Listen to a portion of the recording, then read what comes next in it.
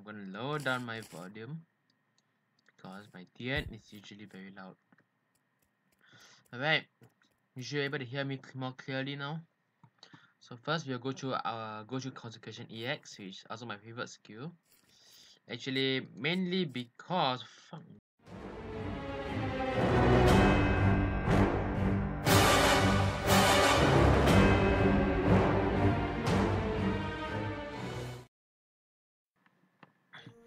okay, hi guys, it's me again.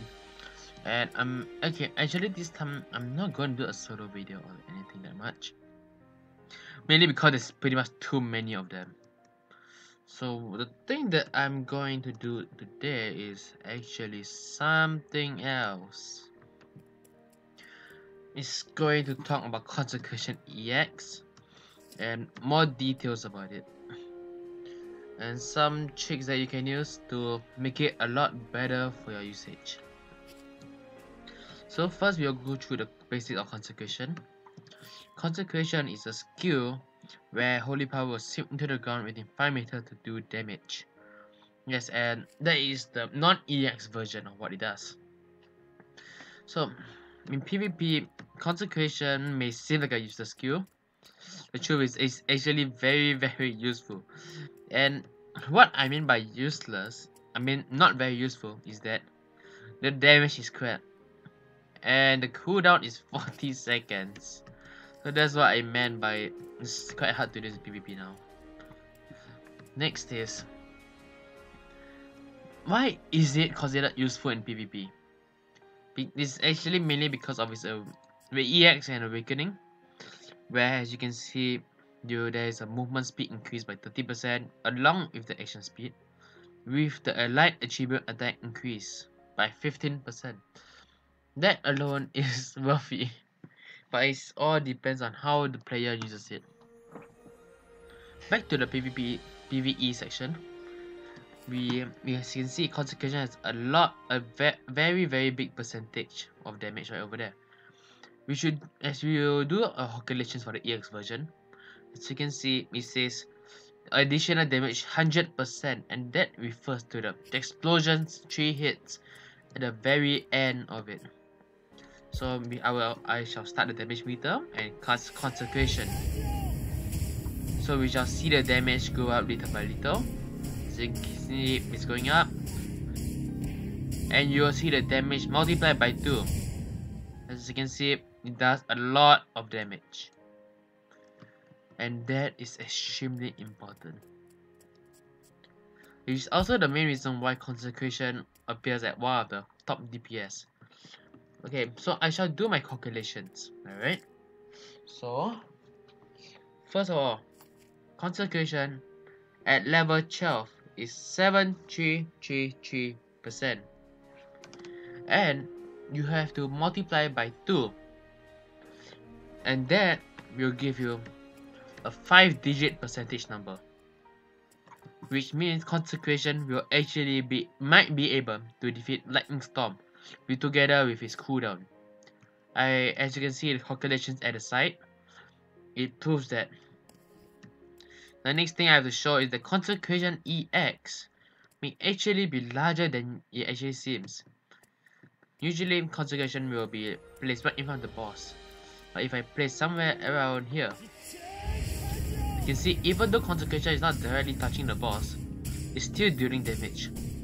So we could say that the damage, the AoE is larger than what it actually seems to be right over here. Which is why when you use Consecration, you can see Grand Cross and Holy Burst is boosted. But even if you don't step up all the way and just slightly in, you will still get the boost as well. The next thing with that Consecration is when you use Consecration, you can walk out for a little bit and you will still have the buff. That means you don't have to be inside all the time. So knowing when to walk out, like in danger, you're going to dodge, but you still want your Consecration buff. The thing that you can do is something like this. Then you dodge out of it, then you quickly press Grand Cross or Holy Burst, whichever you want to use at the time. Just that alone, and you can dash back in and complete your Holy Burst at the very end. Those are some of the nice uses of Grand Cross. Like how effective is it? The to me the more effective part is actually the action speed more than the light attribute attack. Mainly because my light attribute is already over 100%. So I shall use Judgment Spear together with Consecration and show you the difference in speed. So this is Judgment Spear without the action speed. And after the Consecration, you will see Judgment Spear much faster. Or even Lightning Storm, it does the same thing. It depends on your rotation and whatever you actually want to use. The second hit makes your Judgment Spear faster as well. And that means Consecration is an extremely important skill. It buffs every single skill that you have in your arsenal. Alright, so I've covered the Typhoon King Nest Hardcore. Obviously the level 93 version of it. That was mine, I'm sorry about that. So Consecration right here, as you see there's actually not much space for you to use it because the boss moves quite a bit.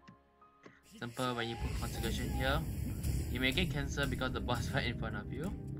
If not, it'll be the other way around, or like he will just move in front and all that kind of sort of stuff. But if you're lucky enough, he won't move at all, like just as shown above. The worst thing that you don't want to happen in the Consecration is to get it cancelled.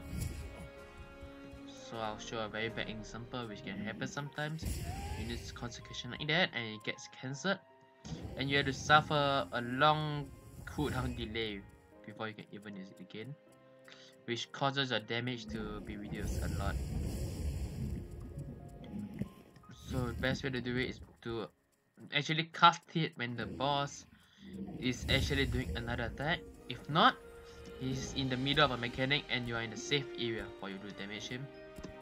Those are the two best ways to use Consecration. I will show an example right now. As you can see, he's attacking right now. You can safely cast Consecration and do what you have to do. Just dodge and damage while you're inside.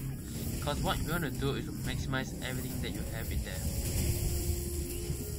And now you're use another skill, so it's your time to use another skill as well.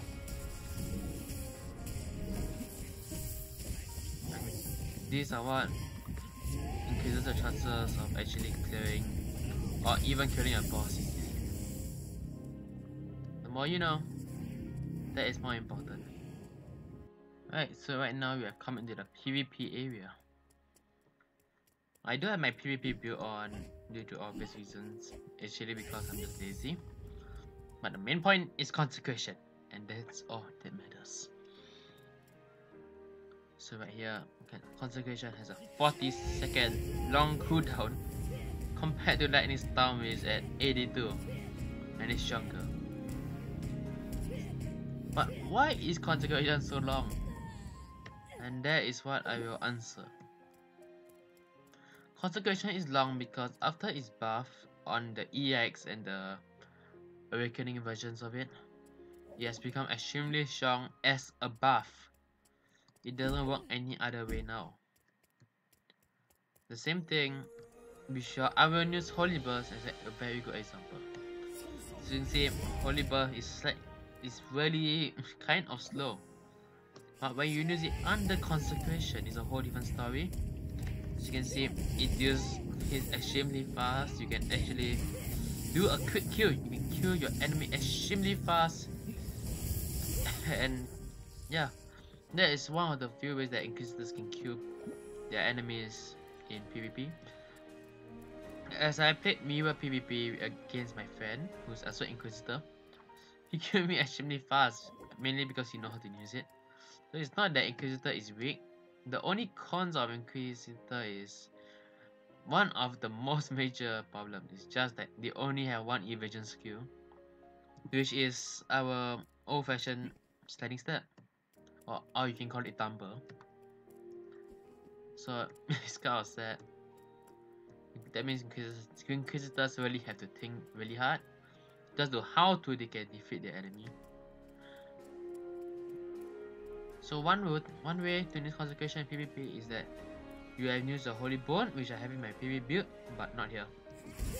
So, the enemy on the ground, you can use the Holy Burst, and before he runs away, Grand Cross, Detonate,